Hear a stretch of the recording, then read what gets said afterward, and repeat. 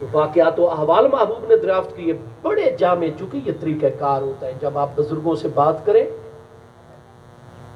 یا جنہوں نے ریاستی امور چلانے ہوتے ہیں تو آپ جامع مضمون نہیں کہ لمبی لمبی تقریریں کر دیں، اور یہ چیزیں غیر پسندی. پھر وہاں خیر الکلام ما کلا و دلہ، سارے کلاموں میں سب سے اچھا کلام ہوتا ہے جو مختصر و قلیل ہو اور اپنے معنی پر زیادہ دلالت کرنے والا ہو.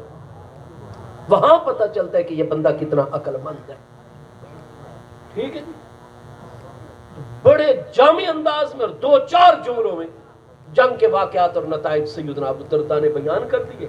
محبوب بڑے خوش ہوئے، فرمایا ہاں ہم پر یہ ساری چیزیں بالکل واضح ہے، ٹھیک ہو گیا، اس کے مطابق ہوا.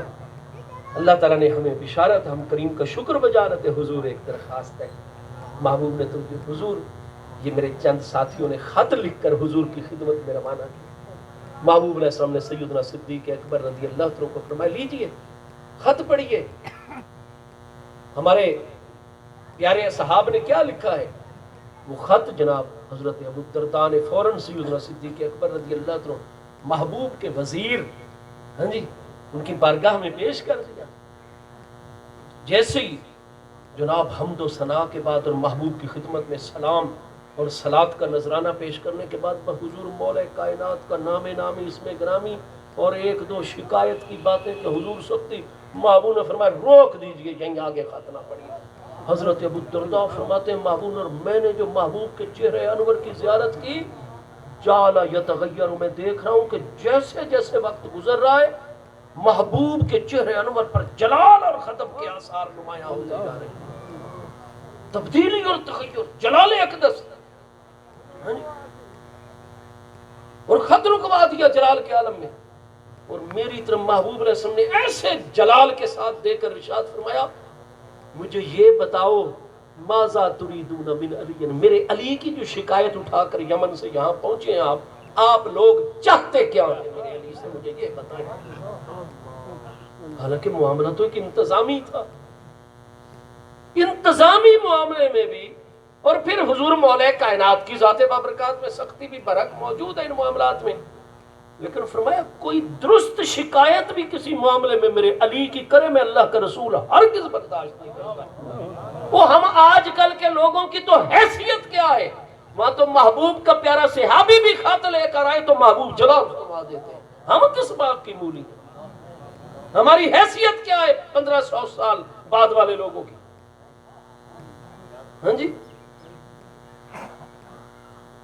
3 مرتبہ محبوب علیہ السلام نے فرمایا ماذا تریدون من علی، ماذا تریدون من علی، ماذا تریدون من علی. اور اس کے بعد فرمایا علی منی وانا منہ، علی مجھ سے ہے اور میں علی سے ہوں.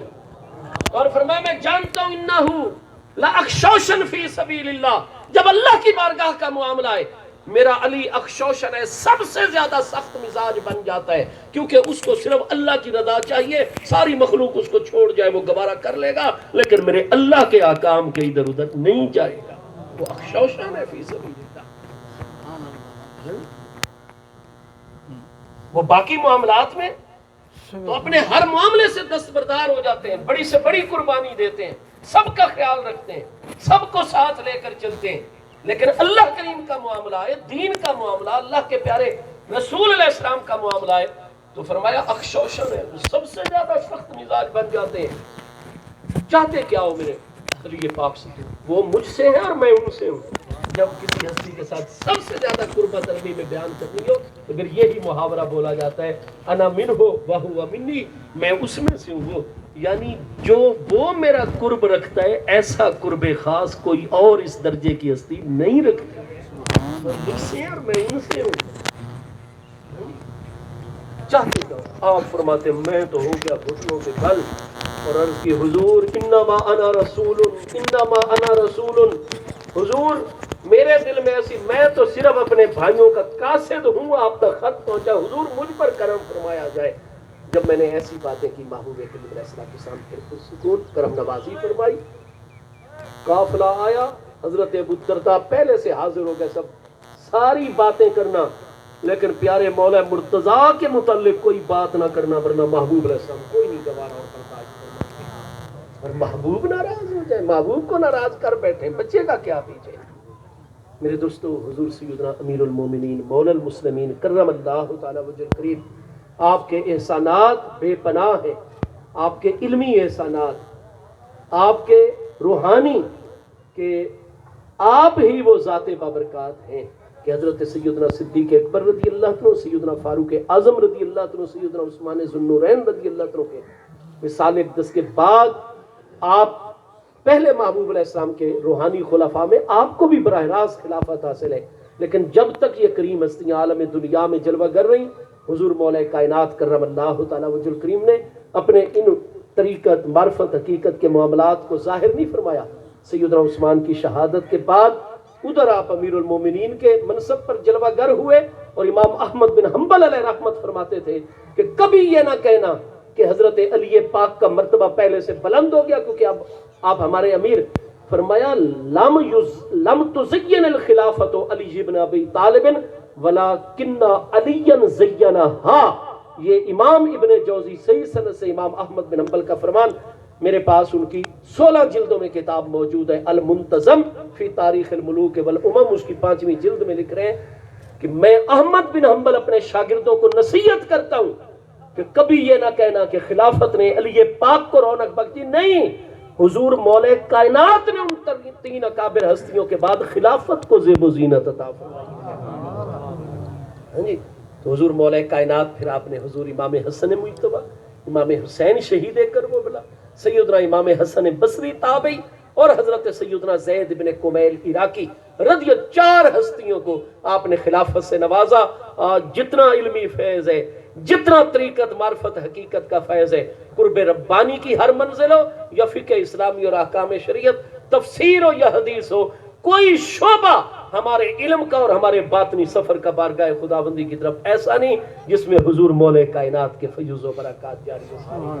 اللہ پاک ہمیں آپ اور یہ آستان مبارک آپ کی پیاری اولاد امجاد کا ہے، محبوب کریم علیہ السلام کی اولاد امجاد کا ہے، آل طیب، آل نبی، اولاد علی صلی اللہ تعالی علیہ وآلہ وصحبہ وبارک وسلم وکرم اللہ تعالی وجہ الکریم۔ ضرورت اس امر کی ہے کہ محبوب علیہ السلام نے قرآن پاک اور اہل بیت اطہار کو ثقلین قرار دیا اور فرمایا لن تضلوا بعدی ان تمسکتم بہما، جب تک ثقلین کریمین کو مضبوطی سے پکڑ کر رکھو گے کبھی حق سے ادھر ادھر نہیں جاؤ گے، گمراہ نہیں ہو جاؤ گے۔ آپ خوش قسمت ہیں الحمدللہ، اس علاقے میں میرے محبوب علیہ السلام حضور مولا کائنات کی اولاد امجاد نے کرم فرمایا ہوا ہے۔ آپ سب مسلمان اس درگاہ عالیہ سے وابستہ ہیں۔ اللہ تعالیٰ قرآن مجید اور قرآن کا بھی فیضان یہاں جاری و ساری ہے، اور آل رسول علیہ السلام کے فیوز و برکات ہم سب کو عطا فرمائے۔ اللہ تعالیٰ حضور سید السادات پیر طریقت رہبر شریعت حضرت قبلہ پیر سید فقیر حسین شاہ صاحب بخاری غریب نواز رحمت اللہ تعالیٰ علیہ کے درجات عالیہ مزید بلند فرمائے۔ آپ سب حضرات ان کے مہمان ہیں، اور ان کی پیاری آل طیب اور اولاد امجاد آپ سب کو فیوز و برکات عطا فرما رہے ہیں۔ آپ کی نگاہ عنایت ہمیشہ شامل حال رہے کہ خانہ کعبہ شریف اور روضہ رسول مصطفیٰ کریم علیہ التحیات والتسلیم کا مجسمہ بنانا اور لوگوں کو دکھانا جائز ہے شبی؟ آپ مسجد چونکہ ہر وقت اللہ تعالیٰ کی رحمتوں کا نزول ہوتا ہے، ملائکہ کرام کی جلوہ گری ہوتی ہے، اور کوئی وقت اللہ کے ذکر عبادت سے خالی نہیں ہوتا، فرشتے مومن جنات موجود رہتے ہیں، اگر مسلمان نماز کے علاوہ باقی ٹائموں میں نہ بھی ہوں۔ مسجد کا گنبد بنا دیں، اس کے مینار پر خانہ کعبہ شریف، یہ جو آپ 12 ربیع الاول شریف کو بنا کر ماڈل اٹھا رہے ہوتے ہیں، چلا ہمارے ہاتھ ہی اس قابل نہیں ہے کہ ان ماڈل کو بھی ایسے اٹھاتے رہیں، جگہ جگہ ایسے۔ اور آج کل اس کی وجہ سے بڑے کچھ فتنے، ہمیں غلو سے منع کیا گیا ہے، لا تغلو فی دینکم، محبوب سے محبت کا اظہار درود پاک سے، آپ کی سنت و سیرت، یا رسول اللہ کے نعرے لگا کر جلوس، بالکل آج کل اس دور کا تقاضا ہے، محبوب کا وقار بلند ہوتا ہے اس سے، آپ اجتماع کریں سارا کچھ، لیکن جو کام ہمارے بزرگوں نے آج سے پہلے نہیں کیے نا، آپ اس سے جتنا بچ جائیں، کیونکہ اب فتنوں نے ہمیں ہر طرف سے گھیر لیا ہے، ٹھیک ہے؟ اور کئی لوگوں سے پھر بے ادبیاں ہو جاتی ہیں۔ ادب نہیں شبیہ خانہ کعبہ، جس جائے نماز کے اوپر یہ شبیہ فتاوی عالمگیری میں کیا مسئلہ ہے، باقی کتابوں میں کیا ہے؟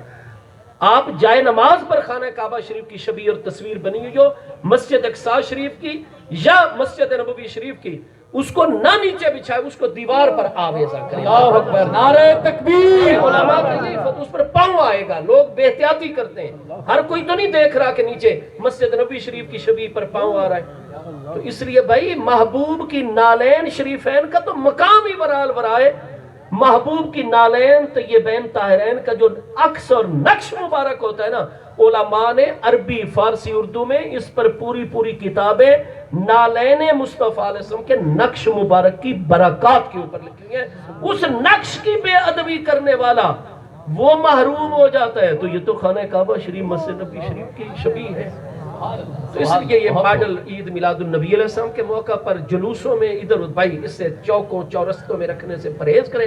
ہاں مسجد کا گنبد آپ بنانا چاہتے ہیں، ویسا ہی مینار، ہاں جی جیڑا روزے دے نال جڑے مینار بڑا سونا۔ تو بھائی گزارے یہ ہے کہ جتنا ادب ہو اور ہر وہ بات جو ادب کے اگینسٹ اور خلاف جاتی ہے نا، اس سے ہم نے بچنا ہے، پرہیز کرنا ہے۔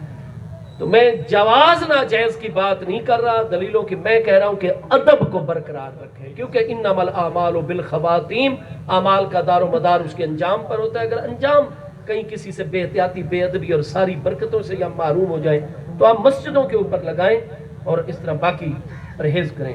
قریبی عیدگاہ جو لوگوں کے چندے سے ایک وجود میں آئی ہے، اس میں لگائے گئے درخت سے قریبی لوگ فائدہ اٹھا رہے ہیں اور خود کو مالک سمجھتے ہیں۔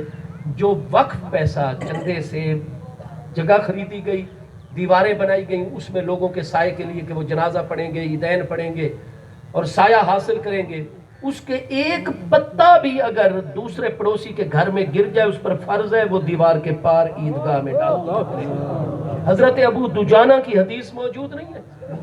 ہاں جی، بیری کے درخت کے پھل بیر آ کر گرتے تھے، وہ اس لیے فجر کا سلام پھیرتے ہی دوڑ پڑتے کہ کہیں وہ بیری میرے بچوں کے منہ میں نہ چلی جائے، بیر نہ وہ ادھر میں پھینک دو جو رات کو ہوا چلنے سے گری ہے۔ تو بھائی گزارے یہ ہے کہ وہ وقف ہے، انتظامیہ کمیٹی جب فیصلہ کرتی ہے کہ درخت زیادہ ہو گئے اور اب جو ہے ضرورت سے زائد ہو کر جگہ الٹا گھیر رہے ہیں نمازیوں کی، اس درخت کو وہ اکھڑوائیں گے، اس کو بیچیں گے، پیسہ سارا اسی کے معاملات پر خرچ کر دیں گے، کوئی اس سے ذاتی فائدہ نہیں اٹھا سکتا۔ ہمارے یہاں کے لوگ کچرے کے ڈھیر اور اپنی فصلوں کو قبرستان میں رکھتے ہیں اور قبرستان کے درختوں کو بھی کاٹ کر اپنے یہ جائے قبرستان کا درخت بھی وقف ہو جاتا ہے۔ آپ اس کو خریدیں، انتظامیہ کمیٹی اس کے پیسے لگائے، ماہر لوگوں کو بلا کر آپ اس کے پیسے دے، درخت لے جائیں، آپ پیسہ قبرستان میں غریبوں کو کفن دینے پر قبر کی اینٹیں وغیرہ، سلیبس، ٹی آر گارڈر، ایسی چیزیں جو ضرورت کے وقت بنانی ہوتی ہیں، قبر کی صفائی ستھرائی، اس کا جو خادم ہوتا ہے اس کی تنخواہ لگائیں۔ درخت جو قبرستان کی حدود میں ہے، خود رو گھاس بھی جو پیدا ہوتا ہے، وہ یہ بندہ نہیں کہ بکریاں ادھر چھوڑ کر چرا لے، نہیں، وہ گھاس کو خریدے، دراتی سے کاٹے، اپنی بکریوں کو جا کر کھلائے، پیسے قبرستان پر خرچ کرے، کیونکہ وہ وقفی معاملات ہوتے ہیں نا جی۔ وہ بھائی جو گائے بکری ہم کہہ دیں مادہ کی اس کی قربانی کرنی ہے، لیکن وہ نکل آئے حاملہ افضل ہے، تبدیل کریں، نہ تبدیل کر سکتے ہو، اسی کو قربان کرنا جائز ہو جاتا ہے۔ لیکن انہی دنوں جب وہ یکم ذی الحج کا چاند طلوع ہو جائے، 10 ذی الحج کو آپ نے کرنی ہے قربانی، یہ 9 دن جو پہلے گزرے ان میں اگر اس کا دودھ اتر آئے گا، پہلے حکم ہے آپ ٹھنڈا پانی ڈالیں اس کے تھنوں پر تک سمٹ جایا کریں، لیکن اگر دودھ اتنا زیادہ ہو کہ نہیں سمٹتا اور بکری، گائے، وہ مادہ جانور بھینس پر بیمار ہو جائے گی تو حکم ہے دودھ دو لیں، لیکن آپ ایک قطرہ نہیں پی سکتے غریب و مسکینوں میں، کیونکہ وہ معاملہ اللہ کے لیے جا چکا ہے۔ تو احتیاط کیا کریں۔ یہ مسجد شریف کا درخت ہو، بعض کا ضرورت ہوتی ہے لگا دیتے ہیں سین میں، عیدگاہ کے درخت ہو، جنازہ گاہ کے درخت ہو، ہمارے جو وقف کیے ہوئے گورنمنٹ کے آپ کے شادی بیاہ کے لیے جو شادی ہاؤس کے لیے کہ ادھر آپ ٹینٹ لگائیں، گراؤنڈ ایک علاقے میں گورنمنٹ میں وقف کر دیا، تو جو وقف چیز پر درخت ہے نا، تو وہ درخت بھائی مہربانی کر کے اسی چیز پر ہی آپ لوگ بیچ پر خرچ کیا کریں، اس کی قیمت لگایا کریں۔ لیکن لوگوں کو شعور کے راستے پر چلانا آپ کا فرض ہے۔ میرے لیے بھی دعا کریں، میں بھی شعور و آگہی کے راستے پر چلتا رہوں، اور میں آپ کے لیے دعا گو، اللہ پاک آپ سب کو جزا عطا فرمائے۔